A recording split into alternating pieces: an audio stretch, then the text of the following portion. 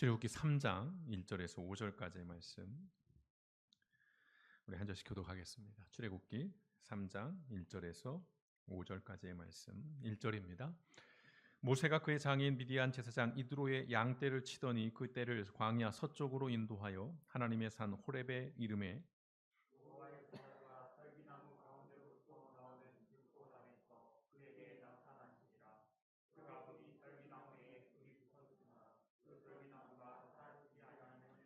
이에 모세가 이르되 내가 돌이켜 가서 이 큰 광경을 보리라 떨기나무가 어찌하여 타지 아니하는고 하니 그때에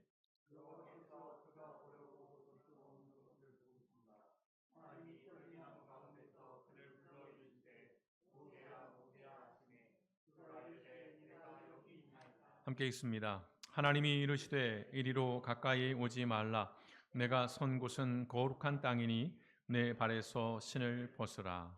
아멘. 고맙고 감사하신 아버지 하나님, 5월을 지나고 이제 우리에게 새로운 6월 그 첫날 허락하시니 감사합니다. 매일매일 하루하루 주어지는 삶을 감사로 받고 또 그 안에 여러 어려움들 속에서도 하나님 우리 가운데 여유와 또한 풍성함과 넉넉함을 주시기를 구하오니 2월 한 달간도 우리의 삶의 걸음걸음을 주장하시고 또한 지켜주시옵소서. 오늘도 하나님 앞에 예배하며 귀한 예물을 구별하여 올려드립니다. 드려진 예물마다 우리 하나님이 기쁘게 받아주시고 그 쓰임에 합당케 해주시어서 저희 아버지는 드린 것이 어떠한 것이든 아버지는 그것이 하나님의 손에 들렸을 때 얼마나 놀라운 일들이 벌어지는지를 우리의 삶을 통해 생생하게 목도하고 또한 아버지는 체험할 수 있는 은혜를 우리 가운데 허락하여 주시기를 원합니다. 그래야 아버지는 교회를 지켜주시고 성도들의 모든 가정 또한 그 직장 사업장을 또한 우리 하나님께서 든든히 해주시어서 어려운 시절 속에서도 물질로 인하여 아버지는 실족하지 아니하고 정말 믿음을 잃지 아니할 수 있도록 교회의 모든 지체들을 하나님의 백성들을 우리 하나님이 지키시고 또한 채우시고 또한 풍성케 하여 주시옵소서. 오늘 말씀을 대합니다. 주신 말씀을 통해서 우리의 삶의 의미를 다시금 돌아보고 하나님 앞에 우리를 세우는 복된 시간이 될 수 있도록 성령 하나님 우리와 함께하여 주시옵소서. 모든 말씀 일관하신 예수님의 이름으로 감사하며 기도드렸습니다. 아멘. 자리에 앉으시겠습니다. 오늘은 묵상 시간 없이 바로 말씀을 들어가도록 하겠습니다. 오늘 말씀은 이 문장으로 좀 시작을 해보겠습니다. 꽃이 지고 나서야 봄인 줄 알았다. 조금씩 다른 그런 버전들이 있습니다만 대략 이런 문장 들어보셨는지요? 꽃이 지고 나서야 봄인 줄 알았다. 예. 이 말에는 뒤늦은 자각이죠. 그에 따른 후회와 아쉬움, 탄식이 담겨 있습니다. 그래서 이걸 준비하면서 원래 영상을 하나를 보여드릴까 했었습니다. 파이라는 영화 혹시 보신 분들이 계실까요? 거기에 그 마지막 장면에 주인공이 최민식 씨였는데 그 바닷가에서 오열하는 장면을 좀 한번 보여드리고 싶었는데 그러지 못했습니다. 궁금하신 분들은 오늘 가셔서 한번 그 영화를 보시면 좋을 것 같습니다.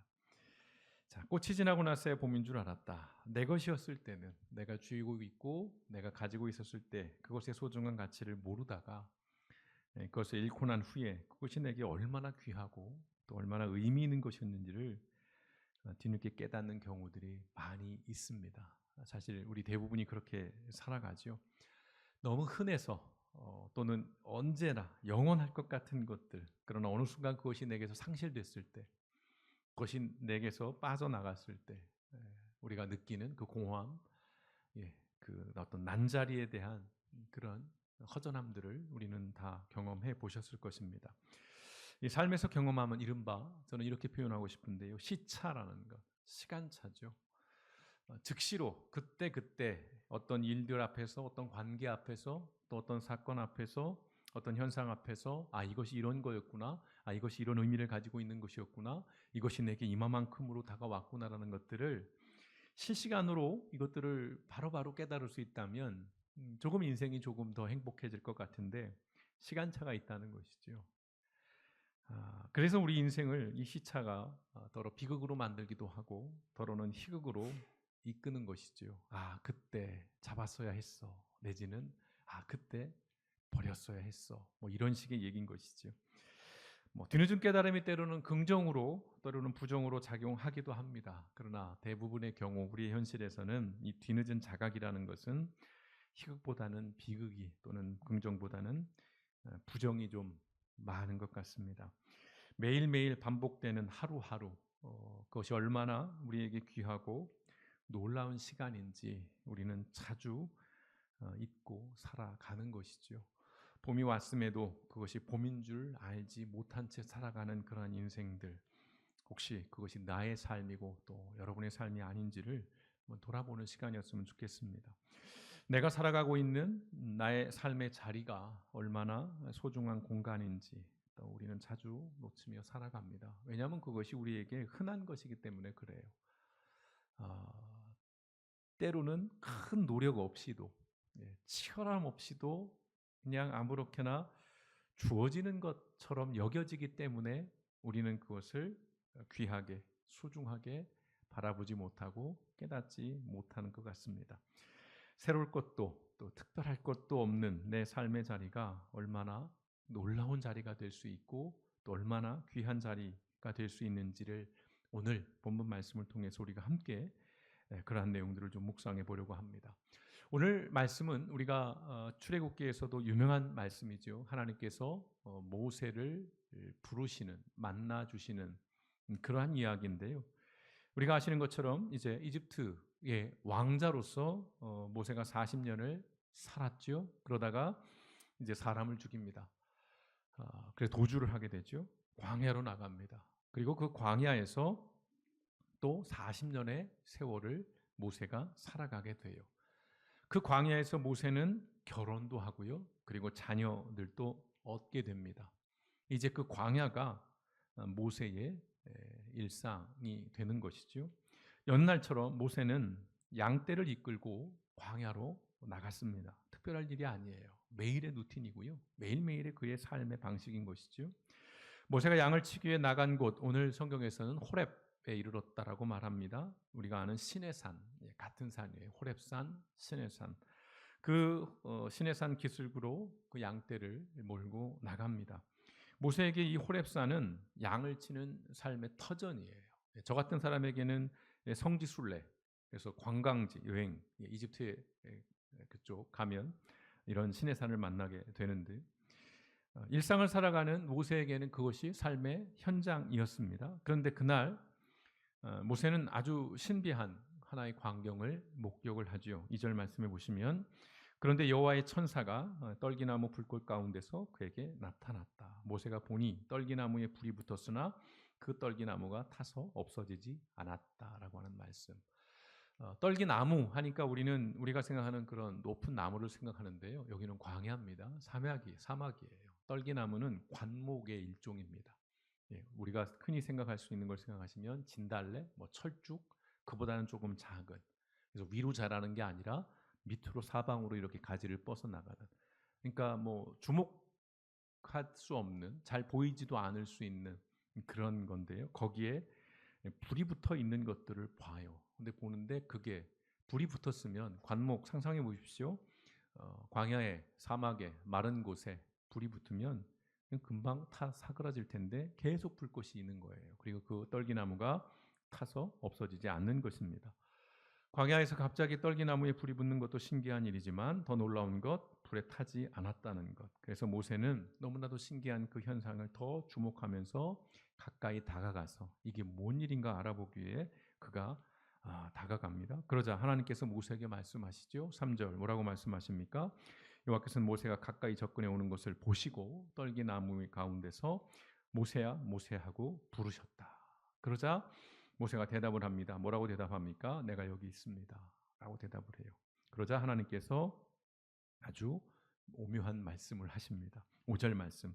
하나님이 그에게 말씀하셨다. 더 이상 가까이 오지 말아라. 내가 선 곳은 거룩한 땅이다. 신을 벗어라. 가까이 오지 말라고 한 것은 오해할 수 있는 말이에요. 하나님이 모세를 내외한다거나 또는 가까이 오는 거 싫어한다거나 사람을 꺼리거나 그것이 아니라 하나님의 거룩함, 그 거룩함에 죄인들이 노출됐을 때는 죽음입니다. 죽을 수도 있는 거예요. 그리고 하나님과 당시에 사람 간의 어떤 구분, 일종의 어떤 경계선 같은 것, 그런 의미에서 선을 그어주는 것이고요. 오늘 하나님의 말씀의 핵심은 그 다음인 것이죠. 내가 선 곳은 거룩한 땅이다. 신을 벗어라 라는 말씀을 하시는 겁니다. 하나님께서 이 말씀을 하신 후에 이제 6절로부터 계속되는 이야기를 보시면 이제 모세에게 출애굽이라는, 네가 이스라엘 백성의 지도자가 돼서 이집트로부터 이제 탈출을 나가라. 바로의 손에서 이제 이스라엘 백성들을 구원해 내라는 그런 위대한 사명을 위임하는 그런 말씀들이 등장합니다. 10절 말씀이죠. 이제 내가 너를 바로에게 보내 내 백성을 이집트에서 인도해 내도록 하겠다라는 말씀. 여느 날처럼 양떼를 몰고 광야에 나갔어요. 그러나 특별히 불꽃을 보고 거기 다가갔는데 거기서 하나님의 음성이 들려요. 근데 하나님의 말씀이 뭡니까? 내가 너를 지도자로 세워서 이집트에서 이스라엘 백성들을 인도해 내는 그런 리더로 삼겠다라는 어마무시한 그런 말씀을 하시는 겁니다. 오늘 모세는 그 자신의 생업의 현장에서 그리고 일상을 살아가는 그 삶의 자리에서 하나님을 만났습니다.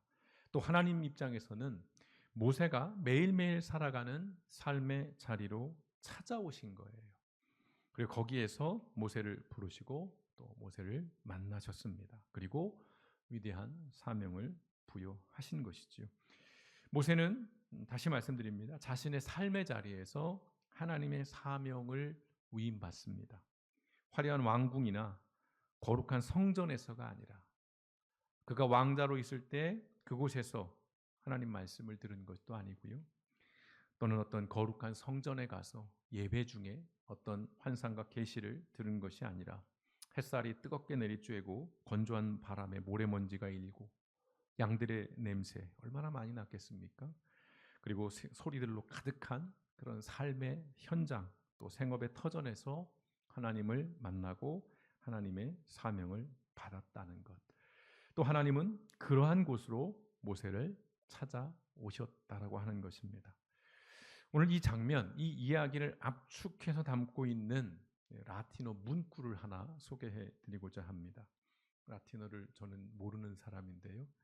이 짧은 문장이라고 그럴까요? 단어라고 그럴까요? 이게 너무 마음에 들어서 오래전부터 제 카톡 프로필 문구로 적어놨습니다. 혹시 알고 계신가요? 네. 저는 절대로 사진을 바꾸지도 않고 문구를 바꾸지도 않기 때문에 보신 분들도 있을 것 같습니다. 언제 기회 되면 그 사진에 대한 이야기를 다음 주든 그 다음 주든 한번 해드릴 기회가 있으면 좋겠는데요. 히크 에트 뭉크라고 발음을 한다고 합니다. 네, 여러 발음을 찾아봤는데 우리에게 가장 익숙할 수 있는 건 히크 에트 뭉크. 우리말로 히크는 여기입니다. 여기, 여기 히어겠죠. 그리고 뭉크는 지금입니다. 지금, now. 여기는 공간이에요. 여기는 공간을 의미하고 지금이라는 것은 시간을 의미합니다. 오늘 출애굽기의 이 말씀을 우리가 이 문구로 해석을 해보자면 여기와 지금 또는 지금 여기에 대한 그런 말씀을 담고 있다는 것입니다. 자, 하나님은 모세가 있는 여기 그리고 지금 순서는 상관이 없습니다. 뭐가 중요하지는 않습니다. 지금 여기로 찾아오셨어요. 여러분 하나님은요 우주 만물 창조하시던 그때 거기에만 계셨던 분이 아니에요. 그래서 일부의 이단들은 그런 주장을 합니다. 이게 이제 시계의 어떤 이제 비유라고 얘기를 하는데요. 시계가 정교한 시계가 만들어지고 나면 더 이상 그 시계를 만든 사람이 이 시계에 손을 댈 이유가 없는 것처럼 이제 그 시계는 그 작동 원리에 따라서 스스로 작동해 가는 것처럼 하나님께서 우주 만물을 만드신 이후에 이제 하나님은 손을 떼셨다는 거예요. 원래의 창조 질서대로 세상은 자연스럽게 작동을 하고 있다라고 하는 그런 주장을 하는 사람들이 있습니다. 이단이에요. 하나님은 창조할 때뿐만 아니라 그 이후에도 계속해서 이 역사에 관여하고 계시고 역사의 주관자라고 하는 말씀.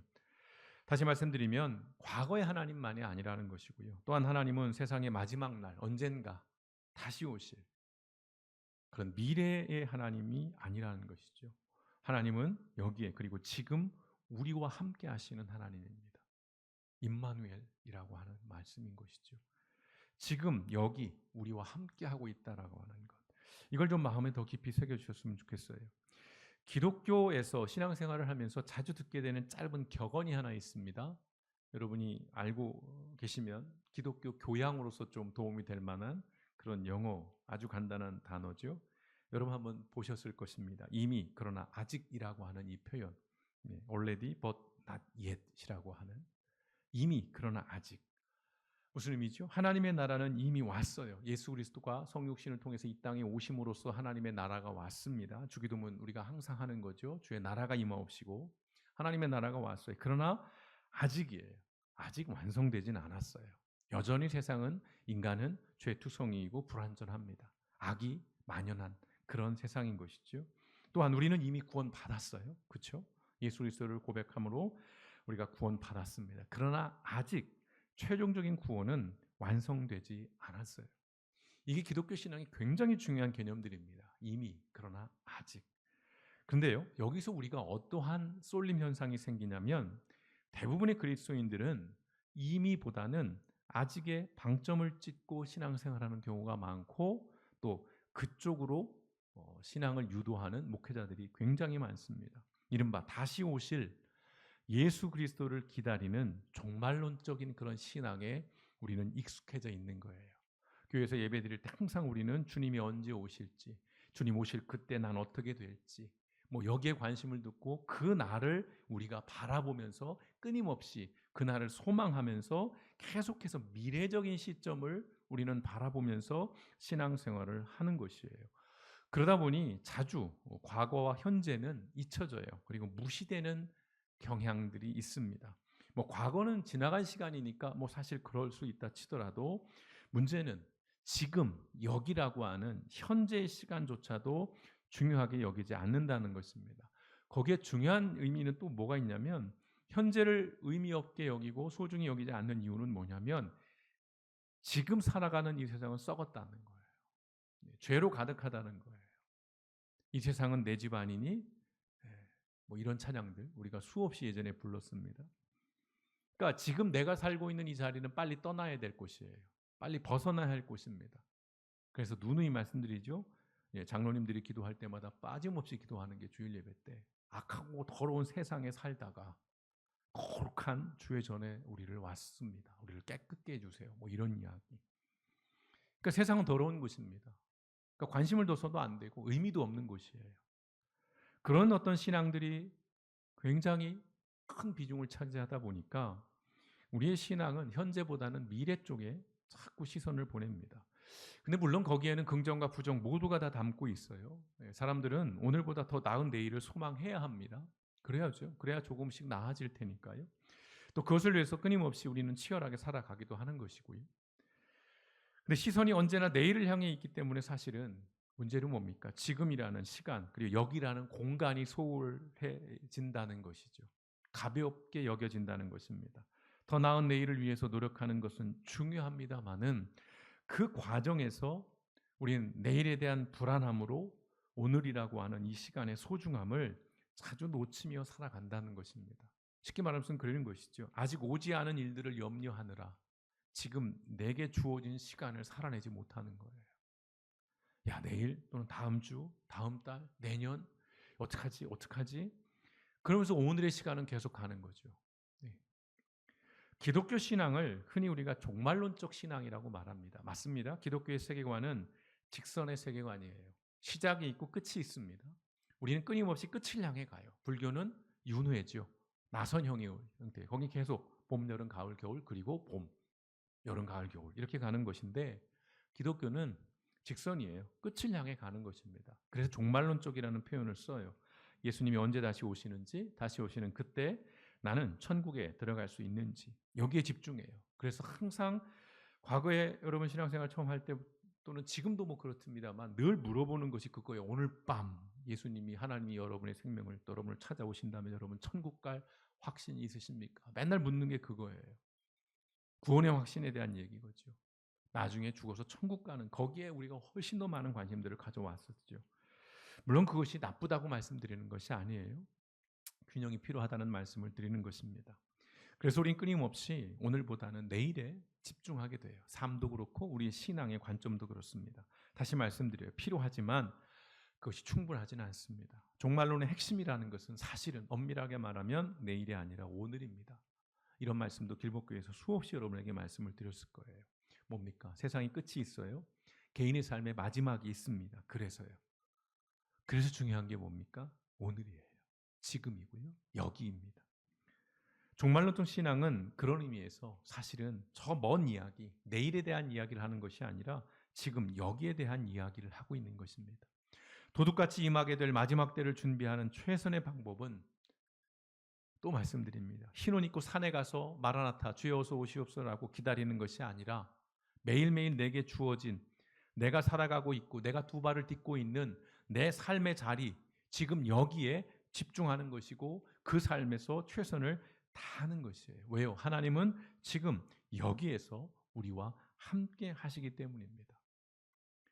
우리가 살아가는 매일매일의 삶 속에서 하나님은 임재하시고 말씀하신다는 것입니다. 불타는 떨기나무를 보고 다가오는 모세에게 하나님이 하신 말씀 무엇이었어요?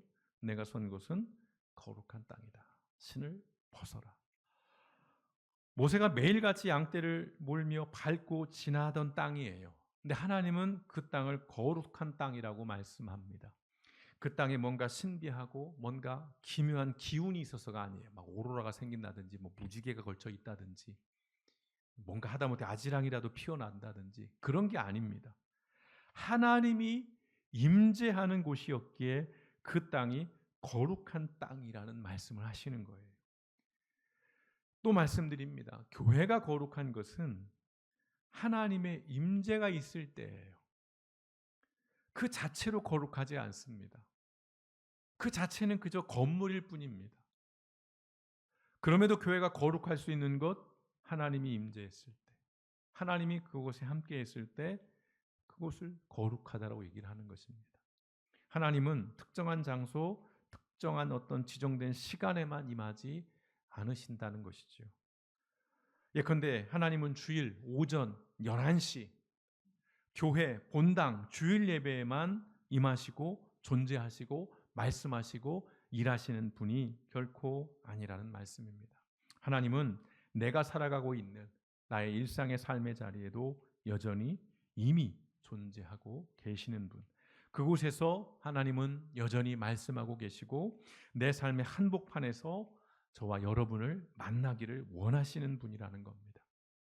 우리가 살아가고 있는 여기 그리고 지금 즉 우리의 그 일상의 삶의 현장 시간이 하나님이 임재하시고 하나님이 말씀하시고 하나님을 만나는 예배의 공간이자 시간이라고 하는 말씀. 네. 길목교회에서 수없이 들었던 말씀이어야 합니다. 네, 기억이 나셔야 합니다. 모세는요 그 익숙한 광야에서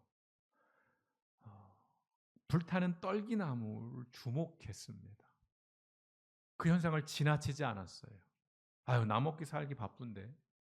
이거 양떼 오늘 하려면 날도 더워 죽겠고 이거 빨리. 더군다나 오늘 성경 말씀 보면 장인 이드로의 양이라고 말씀합니다. 내 양도 아니에요. 장인 거예요. 뭐 그냥 대충 하지. 그럴 수도 있을 거예요. 그런데 거기에 주목을 했어요. 그리고 주목하고 희한하네. 그리고 내 갈 길을 간 게 아니라 관심을 갖습니다. 다가가요. 불타는 떨기나무는 신학적으로 하나님의 임재의 상징이라고 얘기합니다. 불이 하나님의 어떤 임재의 상징이기도 하고 불이 타고 있는 그 떨기나무도 같이 해서 하나님의 임재의 상징으로 봅니다. 모세는 그것을 놓치지 않았다는 것. 우리도 모세처럼 우리가 살아가는 삶의 현장에서 불타는 떨기나무를 볼 수 있어야 합니다. 보신 적 있으신지요? 저는 한 번도 불타는 거 못 봤는데요. 오늘 모세는 불이 붙은 떨기나무라고 하는 하나님의 임재의 상징을 봤습니다만 우리에게 수많은 형태의 하나님의 임재, 하나님이 말씀하시는 순간들이 있었다는 거예요. 문제는 우리가 그것을 그 순간 인식하지 못한 거죠. 캐치하지 못한 거죠. 깨닫지 못하는 겁니다. 가정에서, 직장에서요. 또는 버스나 지하철에서 또는 주방에서 또는 카페에서 자녀를 양육하는 어떤 그런 과정에서 또 아픈 가족을 돌보는 그러한 자리에서 우리는 떨기나무를 볼 수 있어야 한다는 것입니다.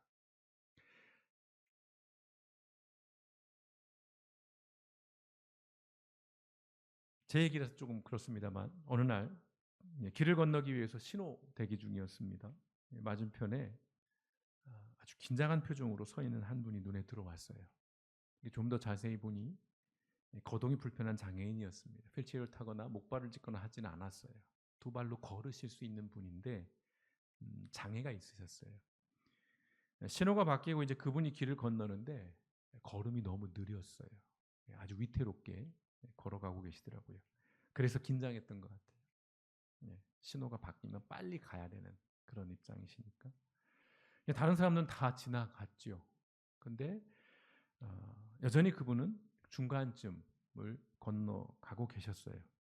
그래서 저는 횡단보도 중간에 이렇게 섰습니다. 호기심 때문에 선 게 아니에요, 여러분. 그분이 다 건너는 것을 확인한 후에 저도 길을 건넜습니다. 제 마음속엔 그런 게 있었어요. 저분이 혼자 주목받면서 걷게 하고 싶지 않다. 저도 운전을 하는 입장이니까 신호대기 중에 앞에 보면서 사람들을 지나가는 사람들을 보게 되는데 눈에 띄는 사람이잖아요. 그리고 또 하나, 아직 길을 건너고 있는 사람이 있다는 것을 보여주고 싶었어요. 그분이 혼자 걷고 있지 않다. 아직 사람이 걸어가니 좀 여유 있게 가셨으면 좋겠다라는 그런 마음이었어요. 그분이 저의 오지랖을 눈치채셨는지는 모르겠어요. 모르셨을 것 같긴 해요. 예.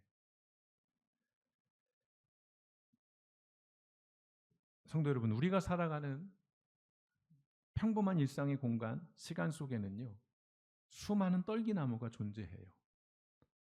이게 좀 뭔 말인지 아리까리하면 세상적인 표현을 써볼게요. 신이 머무는 순간이 있다는 겁니다. 여러분이 살아가는 삶의 자리에 신이 머무는 순간이 있어요. 하나님이 무언가 여러분에게 말씀하는 순간이 있습니다. 어떤 사람을 통해서, 현상을 통해서. 다양한 방법은 있을 거예요. 거기서 우리는 하나님의 임재, 하나님의 음성을, 하나님의 마음을, 하나님의 시선을 캐치할 수 있어야 한다는 거예요. 도무지 하나님의 음성이 들리지 않아요, 목사님. 아무리 기도해도 하나님이 내게 말씀하지 않으십니다. 성경을 봐도요, 특별히 말씀하지 않는 것 같아요. 교회에서는 그나마 예배 드릴 때는 그런 소리가 들리는 것 같은데 밖에서 나 살 때는 전혀요. 일주일 내내 하나님과는 전혀 무감한 그런 삶을 삽니다. 라고 말하시겠지만 아니요. 거기에 하나님이 계십니다. 하나님은 끊임없이 말씀하고 계시는 거예요. 제가 장애인 걷는 저의 경험을 얘기한 건 나 이렇게 착한 사람이에요 라고 말씀을 드리는 것이 아닙니다. 제가 개인적인 얘기를 참 자주 안 하는 편이긴 한데요. 저에게 그 마음을 주신 건 하나님이시라는 거예요. 주목하게 하고 그분의 입장을 헤아리게 하고 그 짧은 순간에 여러분 그리스도인으로 산다는 게 뭡니까? 대단한 게 아니에요. 누누이 말씀드립니다. 막 방언을 유창하게 하고 통역을 하고 막 환상을 보고 뭔가 예지력을 갖고 성경을 막 암송을 딸딸딸 하고 신학적으로 막 공부해가지고 모든 걸 다 알고 교회 생활에 익숙하고 그것도 중요한 것입니다만은 일상이에요. 우리는 일상 속에서도 그리스도인으로 사는 겁니다. 그리스도인이 뭐예요? 그저 천국 가기만을 미래의 어떤 종말론적인 이것만을 바라면서 현재를 어떻게든 내가 천국에 들어가기 위해서 아둥바둥 사는 삶이 아니라 이미 이곳에 임한 하나님의 나라, 그 하나님의 나라에서 하나님의 사람으로 살아내는 것이 우리 그리스도인의 삶이라는 거예요. 세상은 썩은 곳이지만 그렇다고 해서 우리가 외면하고 무시할 곳이 아니라는 것이지요. 세상이 썩었음에도 그 썩은 세상에서 우리를 예수 믿게 하고 우리를 구원하여 주신 이유는 있다는 것입니다. 우리가 해야 할 일이 있다는 거예요. 흔히 그런 얘기 하죠. 하나님이 모든 곳에 있을 수 없어서 우리에게 엄마를 주셨다, 어머니를 주셨다. 그 말이 맞진 않아요. 하나님 모든 곳에 다 계십니다. 근데 하나의 상징적인 표현인 것이죠. 그리스도인으로 산다는 것. 그래서 우리가 살아가는 평범한 삶의 공간 속에서 하나님 아버지의 마음을 가지고 그 예수 그리스도의 심정을 가지고 사람을 대하고 세상을 대하는 그러한 삶의 태도와 삶의 방식들이라는 거예요. 여러분 한 주간을 돌아보십시오. 여러분에도 분명 떨기나무가 있었을 겁니다. 신이 머무는 순간이 있었어요. 하나님 뭔가 여러분에게 찌릿하게 주는, 뭔가 의문을 갖게 하거나 뭔가 느끼게 하거나 뭔가를 돌아보게 하는 순간들이 있었다는 겁니다. 그러면 세상 사람들은 그냥 그걸 무속적으로만 이해를 하려고 하죠.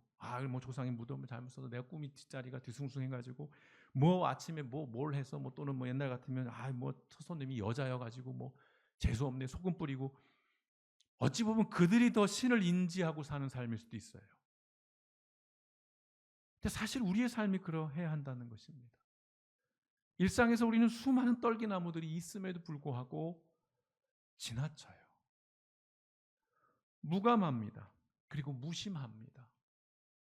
하나님은요, 어떤 대단한 신비로운 일들을 통해서 역사하시는 것이 아니라 우리의 사소한 일상을 통해서 끊임없이 말씀하시고요, 우리를 통해서 사소한 일을 통해서 역사하신다는 것입니다. 우리가 바쁘다는 이유로 우리가 놓치며 살아가는 것이죠. 꽃이 피었음에도 그 꽃이 피었음을 인지하지 못하고 봄이 지난 후에 그게 봄이었구나라고 뒤늦게 그때 하나님이 내게 이렇게 말씀하신 것이었구나.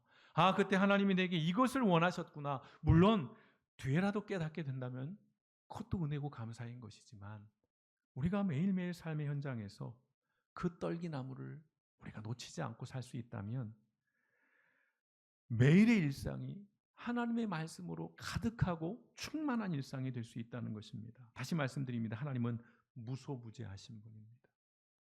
주일 11시 교회에만 존재하는 분이 아니에요.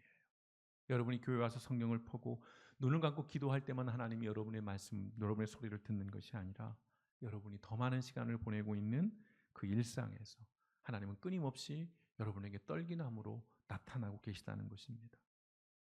우리가 살아가고 있는 모든 것, 모든 시간, 모든 순간에 하나님은 지금 거기에, 여기에 계시다는 것입니다. 이제 우리는 일상에서 떨기나무를 보고요, 그 앞에서 신을 벗는 그리스도인이 되어야 할 줄 믿습니다. 신을 벗는다는 것, 그건 순종을 의미합니다. 복종을 의미해요.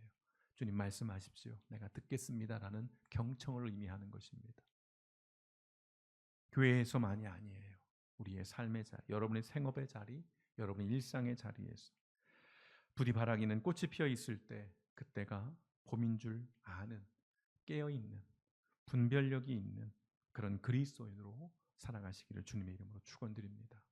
이것은 대단한 신비스러운 말씀을 드리는 것이 아니에요. 성경에도 말씀하지요. 지극히 작은 자에게 한 것이 나에게 한 것이고 지극히 작은 자에게 하지 않은 것이 나에게 하지 않은 것이라고 하는 예수님의 말씀.